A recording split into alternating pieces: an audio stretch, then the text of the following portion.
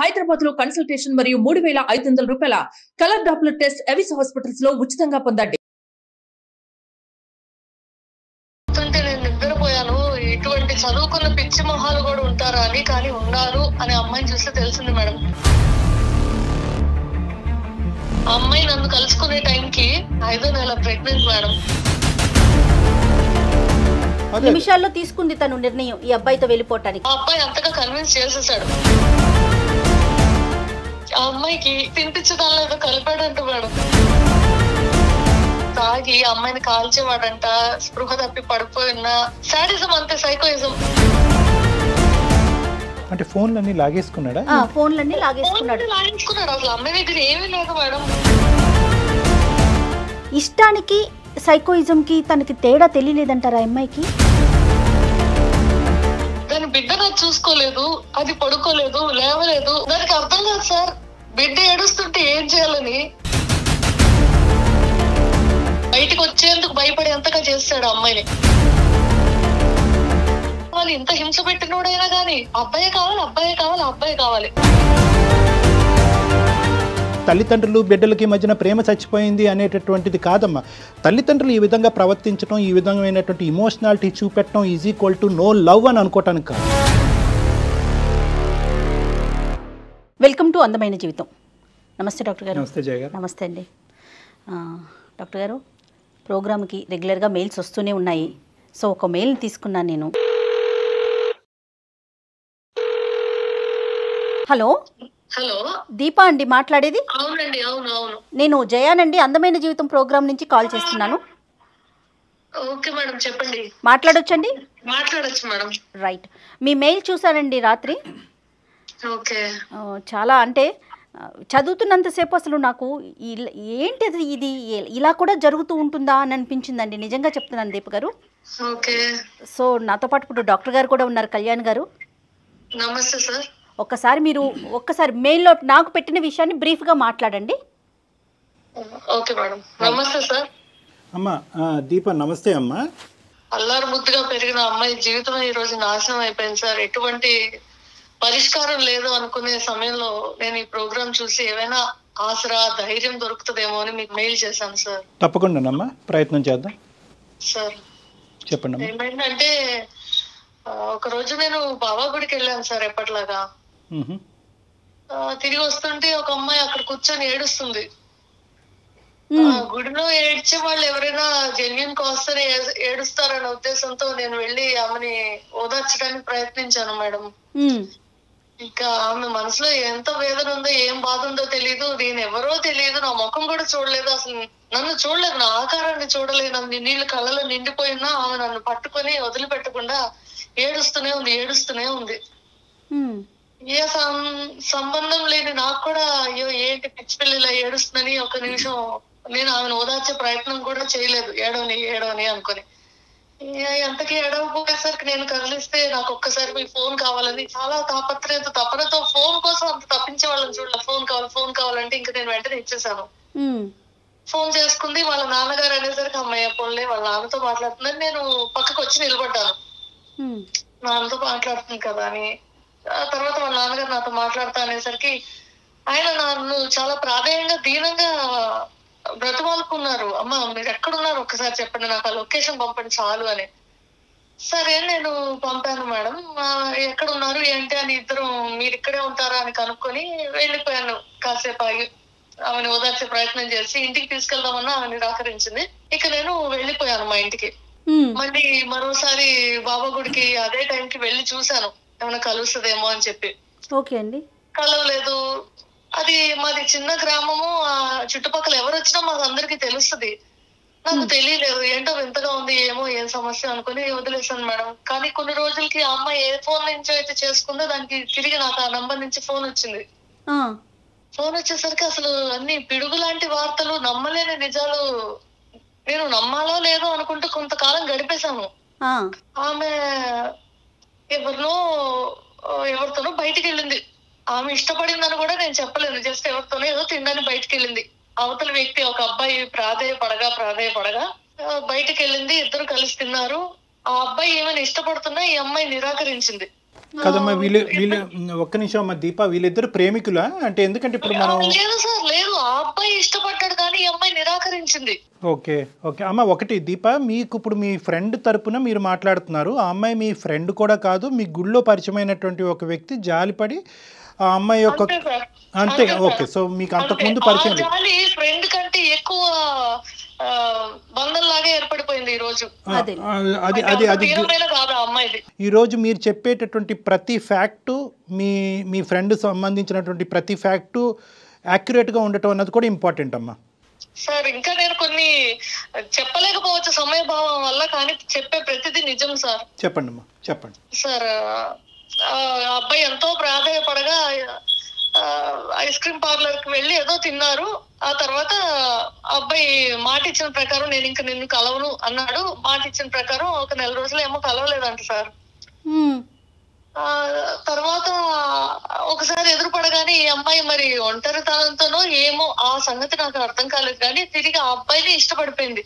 Okay అండి. చాలా అంటే చాలా అపర కోటేశ్వరులు అని చెప్పాలి మేడం అమ్మాయి వాళ్ళు.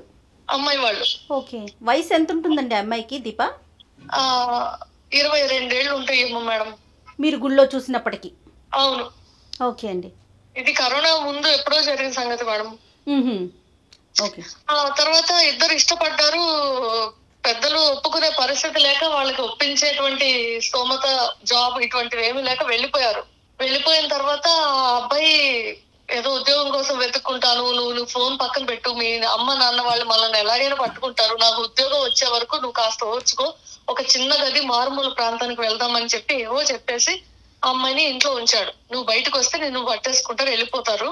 ఒక పాప పుడితే కనుక ఇంకేంటి మన ఇద్దరు ఇళ్లలో ఒప్పేసుకుంటారు, నువ్వు దాని గురించి దిగులు పడక, ఈలోకి నా ఉద్యోగం కూడా వచ్చేస్తుందని చెప్పి ఆ అమ్మాయిని నమ్మబలికాడు. వెళ్ళిపోలేదు, ఇద్దరు చెప్ప పెట్టకుండా ఇల్లోపోయారు, పారిపోయారు. అవును సార్. ఓకే. ఎక్కడన్నా వివాహం చేసుకున్నట్లు అమ్మాయి ఏమన్నా చెప్పిందండి మీతో? ఆ అమ్మాయి అదంతా చెప్పే పరిస్థితిలో కూడా లేదు మేడం. ఓకే. ఇప్పుడు అంత విడమర్చి ఆ రోజు ఏమైంది, ఈ రోజు ఇది, ఈ టైంకి ఇది అని చెప్పేటువంటి పరిస్థితిలో లేదు. మాట్లాడకపోతుంటే నేను అర్థం చేసుకున్నాను కొన్ని మాటలు, అలా ఉంది. కాదు దీప, ఇప్పుడు అమ్మాయిని చూడగానే మనకు అర్థమవుతుంది కదా పెళ్ళయింది అవ్వలేదు అనే విషయం తెలుస్తూ ఉంటుంది కదా, అట్లా మీకేమన్నా తోచిందా? లేదు మేడం, పెళ్లి చేసుకోలేదని అనిపించింది నాకు. రైట్. ఓకే, తర్వాత ఏం జరిగిందండి? తర్వాత నాకు చెప్తుంటే నేను నిద్రపోయాను. ఇటువంటి చదువుకున్న పిచ్చి మొహాలు కూడా ఉంటారా అని, కానీ ఉన్నారు అని అమ్మాయిని చూస్తే తెలిసింది మేడం. మీ అమ్మ నాన్న కనిపెడతారు కాబట్టి నువ్వు ఈ గదిలో ఉండంటే ఆ అబ్బాయి మీద ప్రేమతో ఉండిపోయింది. తర్వాత నా జీవితం ఏంటి, వాళ్ళు కనిపెట్టకపోయినా నేను చదువుకున్న చదువుకు అర్థం ఏంటి, నేను వెలుగు చూస్తున్నానా, ఎండను చూస్తున్నానా, లోకాన్ని చూస్తున్నానా, ఎక్కడున్నానో అని తెలుసుకోకుండా అమ్మాయి ఉండిపోయిందంట. ఈ అమ్మాయి ఒక్క నిమిషం దీప, ఈ అమ్మాయి చదువు బ్యాక్గ్రౌండ్ ఏంటమ్మా? చూస్తుంటే ఎలా అనిపిస్తా ఉంటది? ఈ అమ్మాయి అమ్మాయి సార్, చదువుకున్న అమ్మాయి. ఓకే, చదువుకున్న అమ్మాయి నెంబర్ 1. నెంబర్ 2 ఏంటంటే లోక జ్ఞానం ఉందమ్మా ఈ అమ్మాయికి? అంటే కొద్దిగా చాలా తెలివైన అమ్మాయి, లోక జ్ఞానం ఉంది. ఎప్పుడన్నా సోషల్ మీడియాలో యాక్టివ్ గా ఉండేది, టెక్నాలజీ కూడా పరిచయం ఉంది అమ్మాయి. ఓకే, ఇంకో క్వశ్చన్ అమ్మా, వాళ్ళ పేరెంట్స్ బాగా స్ట్రిక్ట్ అనో లేదంటే బంధించి ఇంట్లో పెట్టారనో, చిన్నప్పటి నుంచి స్వేచ్ఛ లేదనో కాబట్టి ఈ అబ్బాయి నచ్చి వెళ్ళిపోయినట్టుగానో అదేమన్నా చెప్పిందా ఈ అమ్మాయి? అటువంటిది ఏం లేదు సార్. ప్రేమ రాహిత్యం గానీ, ఇంట్లో స్ట్రిక్ట్ గా ఉంటారని గానీ, డబ్బులు లేక గానీ, అసలు అమ్మాయికి ఏది కావాలంటే అది. అల్లారు ముద్దుగా పెరిగిన అమ్మాయి, గారాబం అంతా ఇంత కాదు. సో అమ్మాయికి నచ్చినవన్నీ వచ్చినాయి ఎక్సెప్ట్ ఈ అబ్బాయి తప్ప. అవును సార్. ఈ అబ్బాయి కూడా ఒప్పుకునే వాళ్ళేమో, అంత డబ్బులు ఉన్నోళ్ళు కూతురు ఎందుకు కాదనుకుంటారు సార్. నిమిషాల్లో తీసుకుంది తను నిర్ణయం ఈ అబ్బాయితో వెళ్ళిపోవటానికి. అవును, ఆ అబ్బాయి అంతగా కన్విన్స్ చేసేసాడు. అదేలేండి. ఓకే, తర్వాత ఏం జరిగిందండి? తర్వాత మేడం అసలు అమ్మాయి చెప్తుంటే నేను కొంతకాలం నమ్మాలా వద్దని ఉండిపోయాను. ఏంటంటే ఆ అమ్మాయి బయటికి రాలేదు. ఆ అబ్బాయి బయటికి వెళ్ళి ఏం కావాలో అన్ని చూసుకొని, తనకు కావాల్సినంత వరకు డబ్బులు, తిండి, మందు అన్ని తెచ్చుకొని రూమ్ కి వచ్చి హ్యాపీగా బిందాసి ఎంజాయ్ చేసి, ఈ అమ్మాయి గురించి ఏం పట్టించుకోకుండా, తల్లిదండ్రులు మిస్ అయిన అమ్మాయి ఎంత బాధగా ఉంటుంది, ఆమె బాధల గురించి కూడా ఏం ఆలోచించకుండా కేవలం ఒక వస్తువులాగా ట్రీట్ చేసి, ఇంకా చెప్పలేనండి బాధలు అమ్మాయికి చూపించాడు. ఆ అమ్మాయి నన్ను కలుసుకునే టైంకి ఏం చెప్పాలి, 5వ నెల ప్రెగ్నెంట్ మేడం.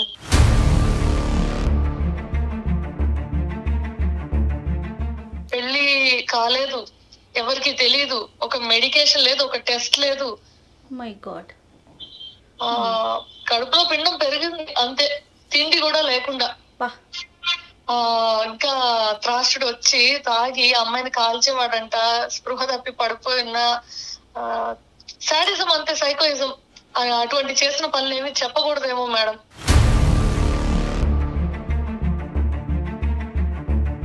పీక్స్ లో మొత్తం చూపెట్టేశాడు. ఎలా అంటే ఆ అమ్మాయి సిగ్గుపడి ఒంటి మీద ఏమన్నా కనిపిస్తే ఏమో బయటికి రాకూడదు, పిచ్చి దాన్ని ముద్రేస్తారు, అలాగా బయటికి వచ్చేందుకు భయపడేంతగా చేస్తాడు ఆ అమ్మాయిని. నలుగురిలో మొహం చూపించలేరు కదా మేడం. అవును అవును. మొహం మీద కాల్చినా కొట్టినా దెబ్బలున్నా ఏమైనా ఎవరైనా అడిగితే ఏమో సమాధానం చెప్తారు. కాబట్టి ఎవరికి మొహం తనే చూపించుకోలేని విధంగా తనని తయారు చేసేసాడు. కాంటాక్ట్ విత్ పేరెంట్స్ అమ్మ, అమ్మాయి ఎటువంటి ప్రయత్నం చేయలేదా వాళ్ళ పేరెంట్స్ తో? అంటే ఇంత లిటరలీ ఇది కిడ్నాప్ కిందే వస్తుంది, అంత ఇష్టమై వెళ్ళినా కూడా. అవును సార్, ఆ రోజు 5 నెలల బయటికి తెలిసింది, అంటే బయటికి తెలిసేంత కడుపు వచ్చింది. డాక్టర్ దగ్గరికి వెళ్ళలేదు కాబట్టి బయటికి తెలిసేంత కడుపు వచ్చి తనకు అన్ని సూచనలు తెలిసాక నేను ప్రెగ్నెంట్ అని అబ్బాయికి చెప్పి బాబా దీవెనైనా తీసుకుందాము, గుడికి వద్దాము అని చెప్పి వచ్చిందంట.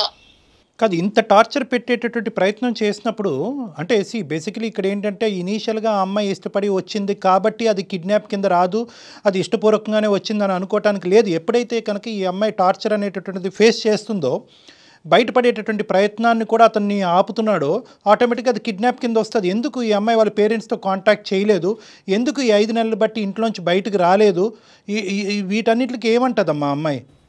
సార్ మాది ఒక కుగ్రామం, నైట్ అయితే ఎవరైనా వస్తే కూడా తెలిసిపోయేంత పక్క పక్కన ఉంటాయి ఇల్లు. అంత కాలం బట్టి ఆ అమ్మాయి మా వెనక సందులో ఇంట్లో ఉంటుందంటే ఎవరికి తెలియదంటే, అసలు ఒక పెయింటింగ్ ఇంట్లో ఉంటే ఎవరికి తెలుస్తుంది మేడం? ఒక వస్తువు ఇంట్లో ఉంటే ఎవరికి తెలుస్తుంది? ఒక మనిషి వస్తున్నాడు పోతున్నాడు అంటే తెలుస్తుంది. కానీ ఇప్పుడు తర్వాత ఏం జరిగింది దీప గారు? ఆ తర్వాత అంటే ఫోన్లన్నీ లాగేసుకున్నాడా? ఫోన్లన్నీ లాగేసుకున్నాడు. అసలు అమ్మాయి దగ్గర ఏమీ లేదు మేడం. ఆడవాళ్ళకి కావాల్సిన మినిమం నెలకి ఏం అవసరం ఉంటాయి అవి కూడా లేదంటే చూడండి. కాదు డాక్టర్ గారు, ఇష్టానికి సైకోయిజంకి తనకి తేడా తెలియలేదంటారా అమ్మాయికి? అంటే ఈ అమ్మాయి నేను ఇష్టపడుతున్నాననే మాట కన్సిస్టెంట్గా చెప్తుందమ్మా ఈ అమ్మాయి. అవును సార్, ఇష్టపడింది. ఆ అబ్బాయి చెప్పిన ప్రతిదీ నమ్మింది. ఓహో నాకు ఇప్పుడు బాబు పుట్టేస్తే మా అమ్మ వాళ్ళ ఇంటికి వెళ్తే నమ్మేస్తారు, ఒప్పేసుకుంటారు, మా వివాహాన్ని మా బంధాన్ని అంగీకరిస్తారు అనేటువంటి ఏదైతే చెప్పాడో నమ్మేసింది. వాడి తరపున మీరు ఒక ప్రశ్న అడుగుంటే ఇందాక జయ గారు, వాడికి ఇష్టపడుతున్నాడు అంటే కనుక ఇక్కడ ఇష్టం ప్రేమ అనేటటువంటి మాటలకు మీనింగ్లెస్ లేదు. కేవలం వాడి ఉద్దేశం ఏంటంటే ప్రేమ లూపులోకి దించి ఈ అమ్మాయిని ఏదో చేసి కిడ్నాప్ చేసుకుని తీసుకెళ్లి బలవంతంగా కడుపు చేస్తే కనుక సచ్చినట్టు ఎంత డబ్బున్న తల్లిదండ్రులు అన్నా కూడా దిగొస్తారు అనేటటువంటి ఆలోచనతో వేసినటువంటి పన్నాగం. ఎంతో అతను ఏమనుకున్నాడో అది చేసి చూపించాడు. ఆ అమ్మాయి కదా ఇబ్బంది పడతా ఉంది, మోసపోతుంది ఆ అమ్మాయి. కానీ ఈ అమ్మాయి ఈ రోజులు ఇలా కూడా ఉన్నారా డాక్టర్? అయ్యో ఖచ్చితంగా. నేను అదే చెప్పాను, నాకు మెయిల్ చూసినప్పుడు నాకు అర్థం కాలేదు అసలు. తర్వాత ఏం జరిగింది దీప? ఒక రోజు నేను ఫోన్ తీసుకున్నాను, తిరిగి నాకు ఫోన్ వచ్చింది కదా, అప్పుడు వాళ్ళ నాన్నగారికి నేను లొకేషన్ షేర్ చేశాను కదా, వాళ్ళ నాన్నగారు అర్ధరాత్రి పూట వచ్చారంట. వచ్చి కొంతమందిని తీసుకొని ఆ లొకేషన్ కి వచ్చి తలుపులు కొట్టి ఎక్కడ ఉన్నారు కనుక్కొని వాడిని చిత్తగొట్టారంట. మంచి పని చేశారు, సూపర్. చిత్తగొట్టి ఇంక చచ్చిపోతాడు అన్న టైంలో అర్ధరాత్రి కాబట్టి వీళ్ళ చేతికి చిక్కకుండా ఎటో దాక్కుని ఎటో పారిపోయాడంట మేడం. ఆ అమ్మాయిని ఇంటికి తీసుకెళ్లిపోయారంట. మరుసటి రోజు ఒక ఇల్లు ఖాళీగా ఉంది, అక్కడ ఎవరు లేరు. చూస్తేనేమో అంతా లోపల అసలు మనుషులు ఉండదగిన ఇల్లు కాదు అనే విధంగా ఉంది. ఒక బందికానా, అంతే. బందికానా కరెక్ట్. బందికానా ఇక్కడే ఉంది అని అందరికి ఊర్లో నిర్గాంతపోయారు. మీరు కలిసిన ఎన్ని రోజులకి ఇప్పుడు పేరెంట్స్ వచ్చి వెనక్కి తీసుకెళ్లారు? కలిసిన కొన్ని రోజులకే సార్. 5 నెలలు ప్రెగ్నెంట్. ఓకేనా? 5 నెలలోనే వచ్చి తీసుకెళ్లారు. ఓకే, అక్కడి వరకు అమ్మాయి అనుకోవడానికి లేదు సార్. అసలు నిప్పుల్లో పడిన అమ్మాయి పెనం మీద నుంచి అయ్యో తీసుకొని వెళ్ళారు. అంతా సమస్యపోయి ఉంటుంది అనుకుని నేను ఆ నంబర్ సేవ్ చేసుకోలేదు, వదిలేశాను. మళ్ళీ నేను ఎప్పుడు కాంటాక్ట్ చేయడానికి ప్రయత్నించలేదు. తర్వాత నుంచి నా చదువు, నా ఉద్యోగం ఏంటో నేను నా పనిలో బిజీ అయిపోయాను మేడం. అయితే కొంతకాలానికి ఆ నంబర్ నుంచి నాకు తిరిగి ఫోన్ వచ్చింది. నువ్వు నాకు హెల్ప్ చేశాను అనుకుంటున్నావు కదా బాబా సాక్షిగా, ఇప్పుడు నేను ఒక మాట చెప్తాను, నువ్వు కాదనకూడదని ముందే బాబా మీద ఒట్టేయించుకుంది. సరే కష్టంలో ఉన్న అమ్మాయికి మనం ఒట్టేస్తే ఏం పోతుందిలే అనే ఉద్దేశంతో అది దేవుడి సాక్షిగా అంటుంది. సరే నేను ఓకే అన్నాను, నీకేం కావాలన్నా నేను చేయడానికి సిద్ధంగా ఉన్నాను, ఓకే అని చెప్పి మాట ఇచ్చేసాను. మాట ఇచ్చాక అసలు కథ చెప్పడం మొదలు పెట్టింది. అక్కడ వాళ్ళ అన్నయ్య, చెల్లి, అమ్మ, వాళ్ళ నాన్న కోటీశ్వరులు అని చెప్పాను కదా మేడం, దేశాలు తిరుగుతుంటారంట. ఓకే. ఆయన ఎప్పుడైతే బయటికి వెళ్ళారో, ఆయన ఉన్నప్పుడు అంతసేపు నటించి ఇంకా బయటికి వెళ్ళాక కొట్టుడాడు మేడం. అయ్యో రామా. అంటే వాళ్ళ ఉద్దేశం ఏంటంటే, ఈ బిడ్డని మేము పెంచలేము, తండ్రి ఎవరికో చెప్పలేము, కనీసం నువ్వు చచ్చిపో, నీ బిడ్డ చచ్చిపో. కన్న తల్లి చెల్లికి పెళ్లి కావాల్సిన చెల్లి ఉంది, నీ మూలాన్ని ఇప్పుడు నేను ఏం చేయాలి, నేనేం సమాధానం చెప్పాలి, నా కోడలు నా ముందు ఇప్పుడు నన్ను అడిగితే నిలదీసేదానికి నేనేం సమాధానం చెప్పాలి. వాళ్ళు సమాజం గురించి ఆలోచించారే గానీ బిడ్డ భవిష్యత్ ఏమైంది, జీవితం ఆల్రెడీ నాశనం అయిపోయింది అనేది వాళ్ళకి తట్టలేదు మేడం. ఆ తర్వాత నా దగ్గరికి పరిగెట్టుకుంటూ వచ్చేసింది అమ్మాయి. అమ్మాయికి నెలలు నిండిపోతున్నాయి, ఈ ఏం వైద్యం అందించాలన్నా మా దగ్గర డబ్బులు లేవు, ఈ లోపు లాక్డౌన్ వచ్చేసింది మేడం. స్కాన్స్, మెడిసిన్స్ ఇవన్నీ చేయడానికి మాకు చేత కాక, మా దగ్గర డబ్బులు లేక ఒక ఆయుర్వేదం డాక్టర్ దగ్గర తీసుకెళ్ళాం మేడం. ఇక్కడ మొదలైంది అసలు మాకు షాక్.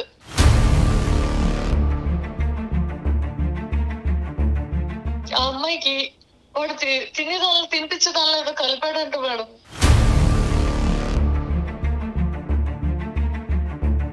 మూడు రోజులు వరుస పెట్టి తీసుకెళ్తే అమ్మాయి చేత ఏదో కక్కించారు మేడం. ఖాళీ కడుపున కక్కితే కడుపులోంచి ఎంత ఎంత ఎంత వచ్చేదంటే, ఆ పిండం కక్కి పిండం ఏమైనా వచ్చేస్తుందేమో అన్నంత పట్టుకోలేకపోయాం అమ్మాయిని.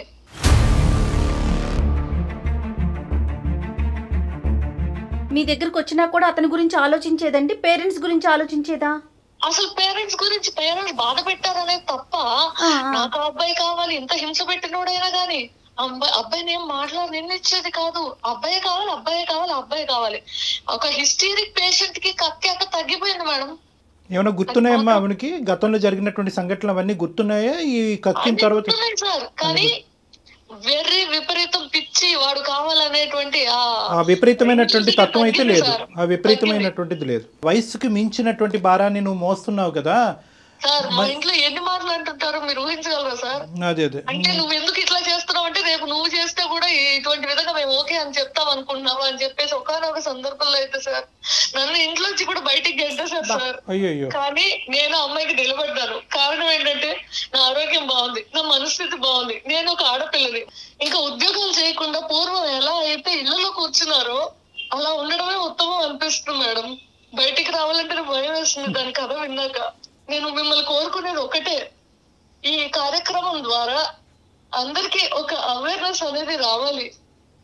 ఇష్టం లేకపోతే నిరాకరించే హక్కు మాకు లేదా సార్? ఖచ్చితంగా ఉంది దీప.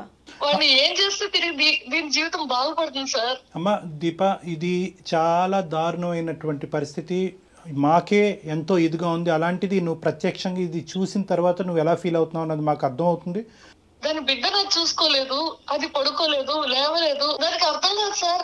బిడ్డ ఏడుస్తుంటే ఏం చేయాలని ఉన్నంతలో మేము మాకున్నవన్నీ అమ్ముకొని మాకు చేతనైంది మేము చేస్తూ ముగ్గురు స్నేహితులు దానికోసం బయటకు వచ్చి పెద్దవాళ్ళకి తెలియకుండా ఒక రూమ్ తీసుకొని స్టడీకి వెళ్తున్నాం అని చెప్పి ఒకళ్ళ తర్వాత ఒకళ్ళు వచ్చి దానికి సపోర్ట్ చేస్తూ తిరిగి మేము ఇంటికి వెళ్తున్నాం సార్. గ్రేట్ అమ్మా. బిడ్డ వయసు ఎంత అమ్మా దీప? బిడ్డ వయసు 7 వస్తుంది సార్. మీరు కానీ మేము కానీ ప్రజలకి, చూసేటటువంటి ప్రేక్షకులకి ఇచ్చే మెసేజ్ ఏంటంటే, ఒకటి, నెంబర్ 1, ఇలాగా అనామికులు నమ్మొద్దు, ప్రేమ అనేటటువంటి మత్తులో మోసపోవద్దు, తల్లిదండ్రులని ధిక్కరించి ఇలా పారిపోయే ప్రయత్నం చేయొద్దు అనేది ఒకటి.